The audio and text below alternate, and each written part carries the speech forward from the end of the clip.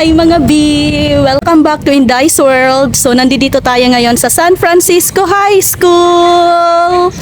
Ayan. So inaantay natin yung iba pa nating mga kasamahan kasi pupunta tayo sa seminar namin sa may area ng San Mateo. So first time kong pupuntahan yung lugar na yon at sasamahan niyo ako syempre.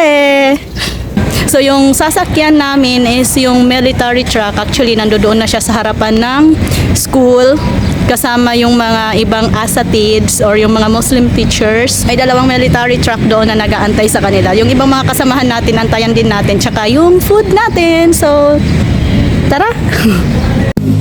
So medyo napaaga ang dating natin mga B dito sa ating meeting place, pero okay lang din kasi meron na ring mga nauna sa atin na mga kasama natin. Although konti pa lang sila, pero at least hindi tayo nag-iisa, diba? Tsaka nakakahiya din doon sa military truck kila sir. Kung late tayong darating, diba?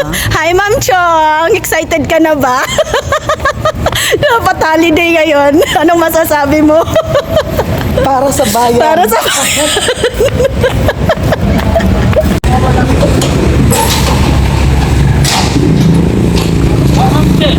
Kaya yan. Nakasakay nga ako na punta yung 4x4 naman. 4x4. Maliit. Oo. Mas maliit yan, pero parang ganyan din. Ayun. Ay, nasasakyan ng stand. Baka kung suhay yun na ada ka nung mga nagsalita rin. Halo rin to. Ito ma'am. Paano? Ito niya ate ya. Yung pinapaka na. Ay, ito ang sasakyan namin. First time na sasakay ako pangalawa. Assalamualaikum. Ay, waalaikumsalam. Reparado.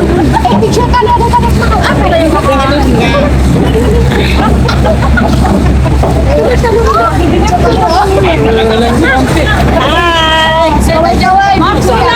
Ay, papunta kami sa Kuwan. Punta kami sa saan tayo pupunta sa Brigid. Saan tayo? Ah, Brigid.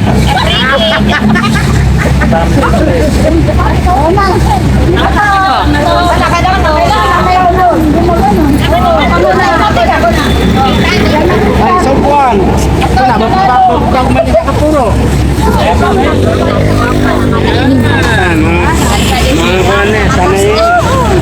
Kunyari, papadala ka sa paliste.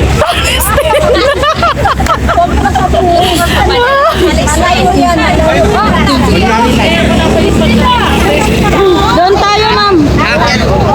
Dahil nga first time nasasakay ng ating mga stada sa isang 6x6 truck, ay medyo nahirapan silang umakyat. Pero kitang-kita naman na excited sila at tuwang-tuwa sila sa bagong experience. At syempre, hindi rin tayo papahuli dyan mga B. Kailangan ma-experience natin makasakay ng isang 6x6 truck. Kasi yung last time na nasakyan ko ay 4x4 po yun. Talagang umakit ah.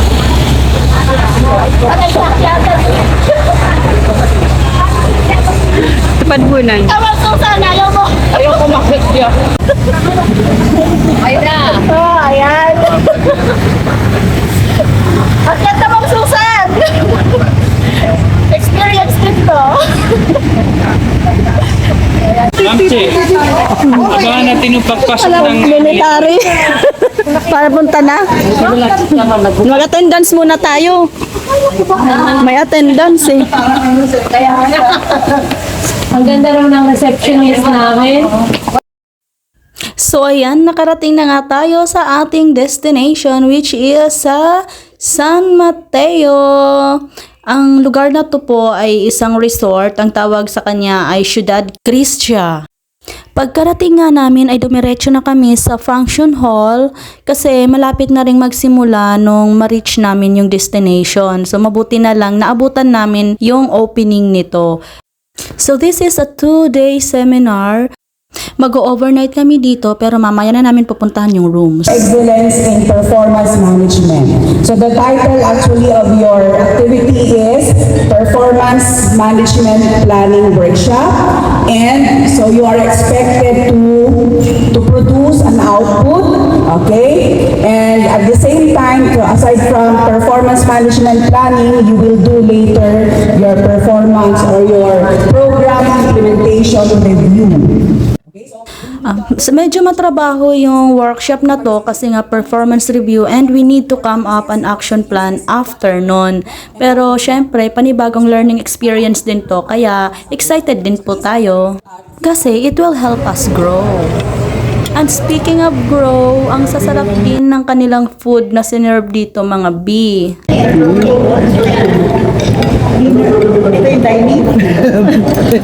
Ay, may sa pangatupan nito. Kasi niya kasi siya doon. O, di ba mapaparami na naman ng kain ng inyong Inday? At dahil very accommodating at magaling mag-assist yung mga staff nila dito, tapos yung kanilang function hall ay very comfortable pa, samahan pa ng very sumptuous at saka napakasarap nilang food, ay nirate ko to ng 10 out of 10. Yung event na to mga B ay tinatawag na Program Implementation Review ng Madrasa Education Program. Ang Madrasa Education Program ay isang programa ng Department of Education para sa ating mga Muslim learners to give them appropriate and relevant learning opportunities. So under sa programa na to, ang mga Muslim learners ay tinuturuan ng Islamic values and Arabic language kasi yung Arabic language, yun yung means para mabasa nila yung kanilang Quran.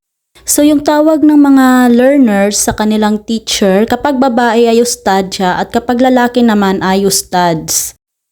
Sa workshop na to, sa tulong ng ating mga education program specialist, nagtulungan yung mga teacher monitors at saka yung mga studs at ustadya na i-review yung current situation or current implementation ng Madrasa Education Program ng Quezon City. And then, at the end, we had come up an action plan on how to improve pa yung implementation ng programa.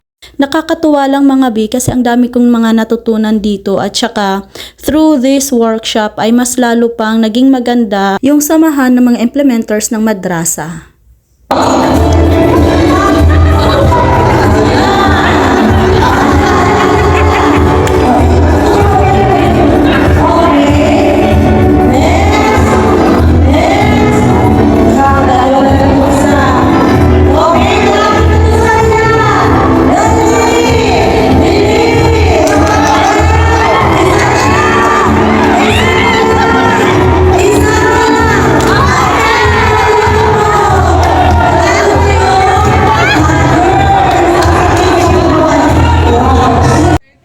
Bago kami umuwi ay inikot muna namin yung buong lugar kasi nga nakakatuwa yung area. Nasa in the middle of the city siya pero yung kanyang ambience ay para kang nasa forest kasi ang daming mga puno, ang daming mga ornamental plants, although may mga building siya sa loob kasi nga isa siyang resort.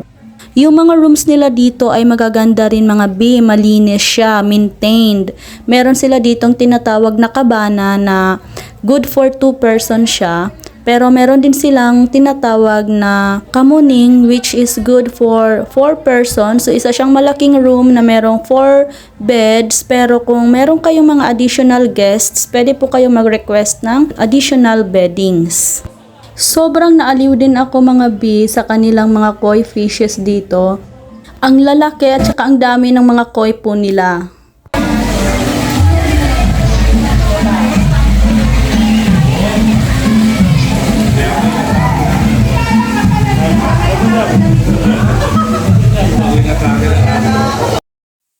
Meron sila ditong 3 types ng pool. So, meron yung may 9 waves and then merong parts para sa mga bata. Yung 3 feet lang siya and then meron yung 4 feet at yung pinakamalalim nila is 6 feet. Kaya perfect talaga siya pang family or pang barkada or pang isang organization na gustong magkaroon ng team building activity ay pwedeng-pwede po siya.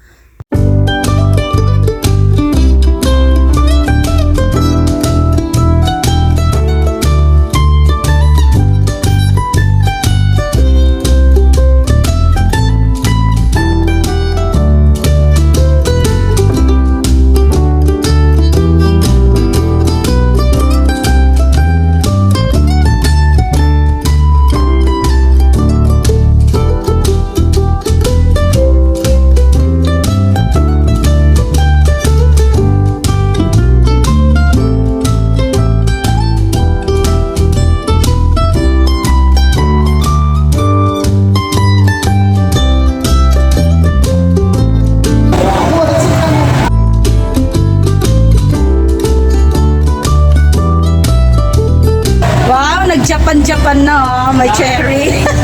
That's all for today's vlog. Thank you for watching. Subscribe for more and don't forget to hit the notification bell.